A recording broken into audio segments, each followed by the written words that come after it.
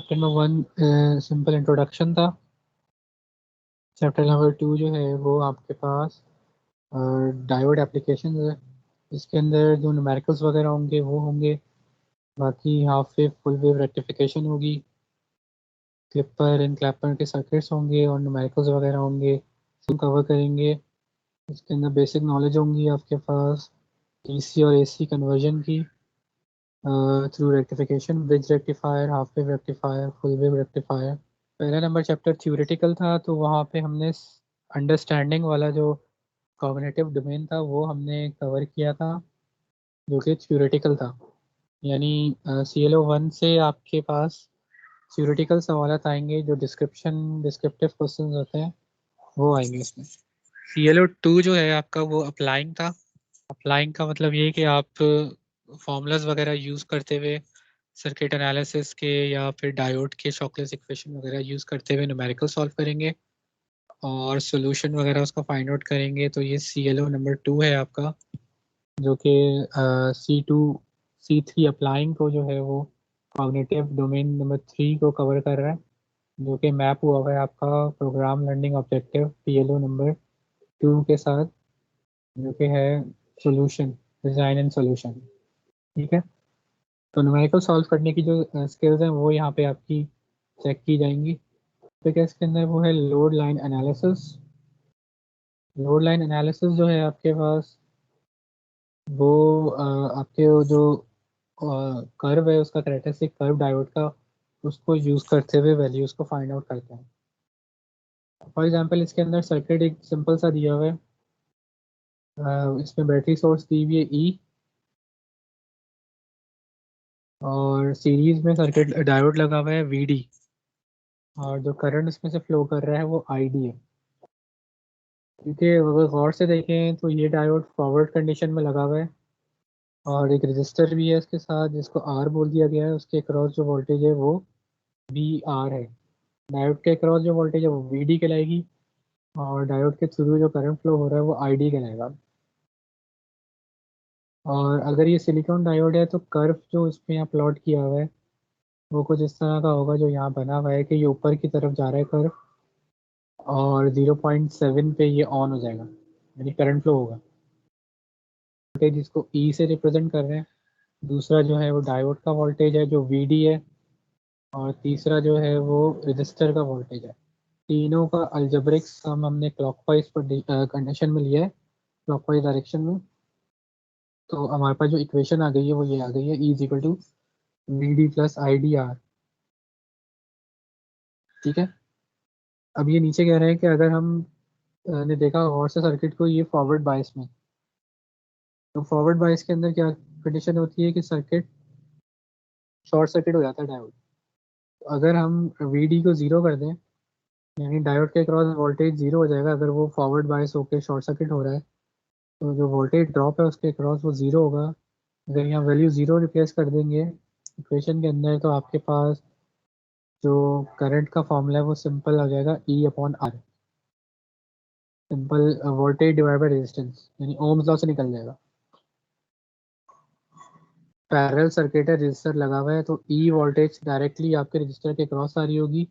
अगर आपने करंट निकालना है तो सिंपल ओम्स लॉ लगा देंगे E/R। तो जो डायोड के क्रॉस वोल्टेज है वो बराबर हो जाएगा बैटरी सोर्स के बराबर। यानी अगर सर्किट ओपन सर्किट हो जाएगा, करंट फ्लो नहीं करेगा, तो डायोड के क्रॉस जो वोल्टेज आ रहा होगा वो वही वोल्टेज आना शुरू हो जाएगा जो बैटरी सोर्स का है। ठीक है, और डायोड को इसमें से रिमूव कर दें तो मल्टीमीटर पे जो वैल्यू आ रही होगी वो बैटरी सोर्स के बराबर आ रही है। एनालिसिस का कर्व है हमारे पास, इसमें ये देखिए जो ब्लू वाला कर्व है ये आपके पास जो है वो डायोड का कर्व है, और ये जो straight line vertical line draw हुई हुई है रेड कलर की या ब्लैक कलर की, ये आपके पास जो है वो इसको हम कहते हैं लोड लाइन। पॉइंट आपका उल्टे हाथ का आ गया लाइन का, E/R। और जो नीचे वाला पॉइंट है एक्स एक्सेस पे E स्केल की मदद से ड्रॉ कर देंगे, तो ये लाइन जहाँ पे इंटरसेक्ट करेगी आपके कर्व के साथ वो आपका कहलाएगा इंटरसेक्शन पॉइंट या Q point. Q point operating point को कहते हैं कि जिस पॉइंट पे आपका जो सर्किट है उस टाइम ऑपरेट कर रहा है। पर्टिकुलर बैटरी सोर्स जब अप्लाई करेंगे तो ये पर्टिकुलर पॉइंट पे आपका कर्व ऑपरेट कर रहा होगा। इस पॉइंट पे जो वैल्यूज आ रही होंगी करंट की और वोल्टेजेस की, जो कि डॉटेड लाइन से शो किया हुआ है, क्यू पॉइंट पे अगर डॉटेड लाइन में लेफ्ट साइड की तरफ लेके जाऊं, यहाँ से आपके पास आई डी क्यू आ जाएगा लेफ्ट साइड पे, और इसी क्यू पॉइंट से अगर मैं नीचे के तरफ प्रोजेक्शन शो करूं तो वो आ जाएगी वी डी क्यू।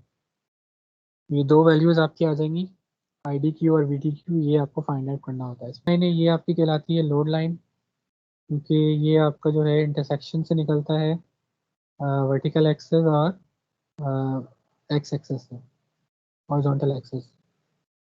ठीक है, तो ये जो एनालिसिस आप कर रहे थे ये सिंपल कहलाती है लोड लाइन एनालिसिस, जो कि ग्राफ की मदद से होती है। एनालिसिस का मतलब ये है कि आप किसी ग्राफ को एनालाइज कर रहे हैं, वो एनालिसिस कहलाती है।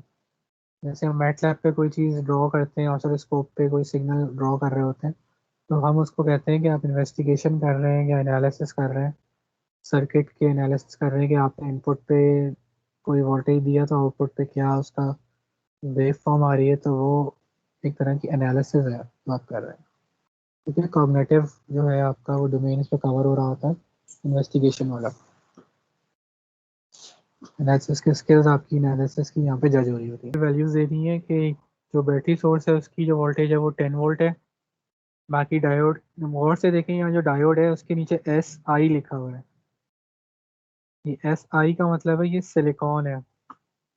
अगर मैं ये पेपर में जी ई कर दूंगा, जर्मेनियम कर दूंगा, तो ये इसकी वैल्यू चेंज हो जाएगी, 0.3 हो जाएगी फॉरवर्ड वोल्टेज। ठीक है, ये बड़ा ध्यान रखना है आपने।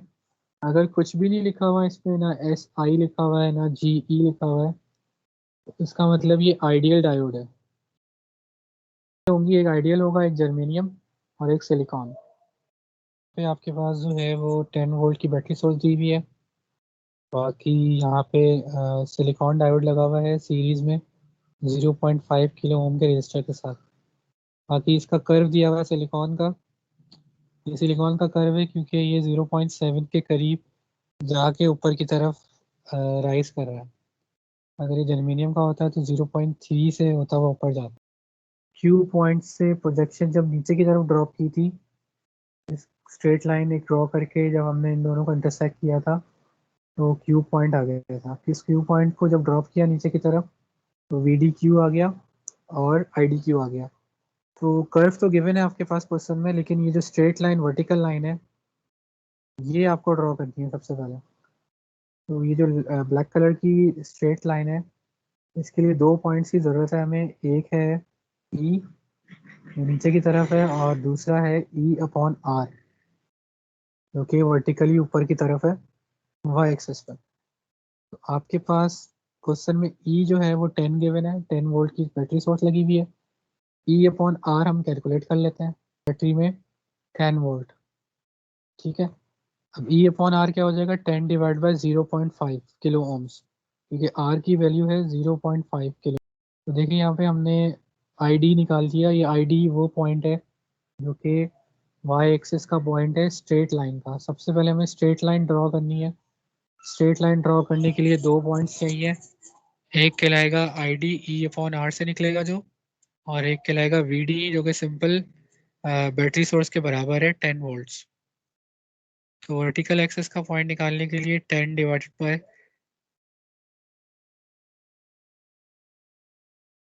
वाला ग्राफ देखें आप, इसका जो नीचे वाला पॉइंट है स्ट्रेट लाइन, जो ब्लैक कलर की लाइन है, वो 10 पे है, और जो ऊपर वाला जो पॉइंट आ रहा है वो 20 मिली एम्पेयर्स पे आ रहा है ऊपर की तरफ।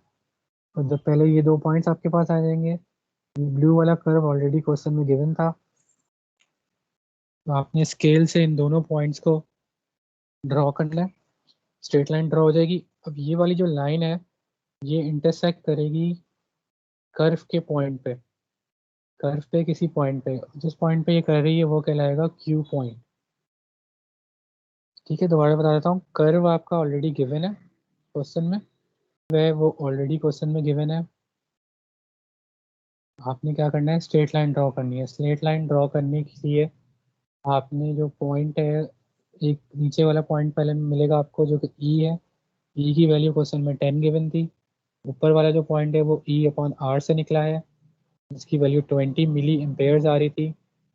इन दोनों पॉइंट्स को आपने स्केल से जोड़ देना है, तो ये लोड लाइन आपकी ड्रॉ हो जाएगी, स्ट्रेट लोड लाइन। ठीक है, अब ये जो लाइन है ये इंटरसेक्ट कर रही है क्यू पॉइंट पे। ठीक है, जब ये इस क्यू पॉइंट पे आपने एक प्रोजेक्शन ड्रॉ करनी है, उल्टे हाथ पे डॉटेड लाइन, जो कि वाई एक्सिस को कट करेगी। जिस पॉइंट पे ये कट कर रही है वो आपका आंसर है, जो कि आ रहा है 18.5 मिली एम्पेयर्स। इसी तरह इस पॉइंट को जब नीचे की तरफ प्रोजेक्ट करेंगे,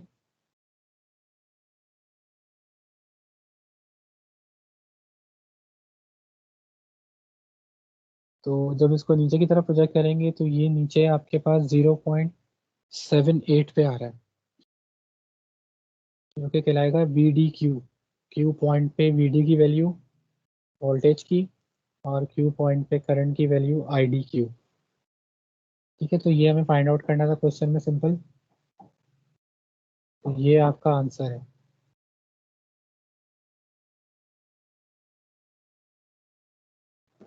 गिवन था सीरीज कॉन्फ़िगरेशन, इसको कहते हैं, जाहिर है सीरीज में रजिस्टर लगा हुआ है, तो ये सीरीज डायोड कहलाएगा। अगर पैरेलल में होता तो पैरेलल कहलाता। ठीक है, सीरीज डायोड में रजिस्टर सीरीज में लगता है, पैरेलल में लगता है। ये दो केसेस हैं जो मैं बता रहा था आपको, आइडियल और एक्चुअल। तो इसके अंदर जो ऊपर वाला कर्व है वो अप्रोक्सीमेशन हमने की हुई है। हमने क्या किया है इसमें, ये जो कर्व था हमने उसको एक स्ट्रेट लाइन से ड्रॉ कर दिया है। 0.7 पे हमने एक स्ट्रेट लाइन ड्रॉ कर दी है, उसको हम कहेंगे अप्रोक्सीमेशन। कर्व जोड़ा कैलकुलेशन मुश्किल हो जाती है कर्व में, तो हमने क्या किया, उस कर्व को स्ट्रेट लाइन बना दिया है। 0.7 पे एक स्ट्रेट लाइन ऊपर की तरफ से बना दी है।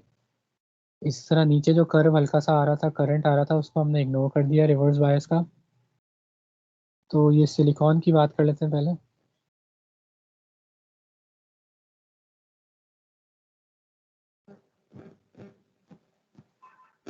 तो ये जो सिलिकॉन है आपके पास,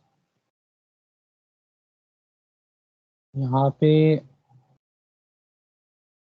सिलिकॉन का जो कर्व है आपके पास देखें, ये 0.7 से ऊपर की तरफ जा रहा है। ऊपर वाली जो कंडीशन बनी हुई है वो फॉरवर्ड की है, नीचे वाली जो कंडीशन है वो रिवर्स की है। फॉरवर्ड वाली कंडीशन के अंदर ये एक बैटरी सोर्स से रिप्लेस हो जाएगा हमेशा, न्यूमेरिकल्स के अंदर 0.7 की बैटरी सोर्स है। और जब रिवर्स बायस की कंडीशन आएगी तो ये ओपन सर्किट से रिप्लेस हो जाएगा।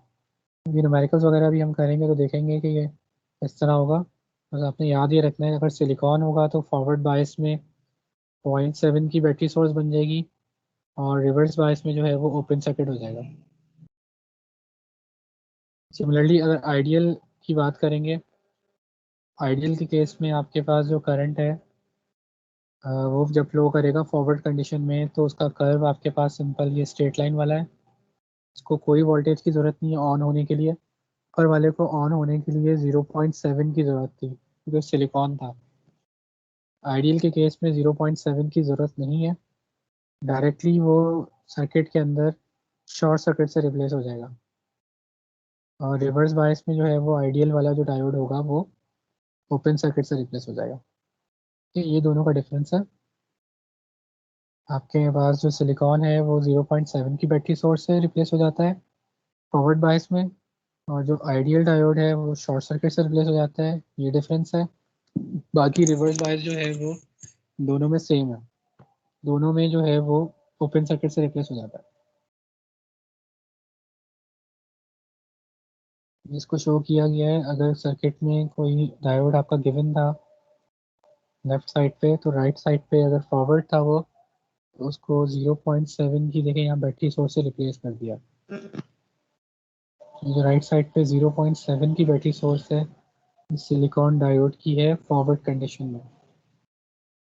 ठीक है, बाकी ये सिंपल जो केवीएल का फॉर्मूला है उससे निकाला गया है, ई माइनस पी के। ये अभी हम न्यूमेरिकल देखेंगे तो और ज़्यादा क्लियर हो जाएगा।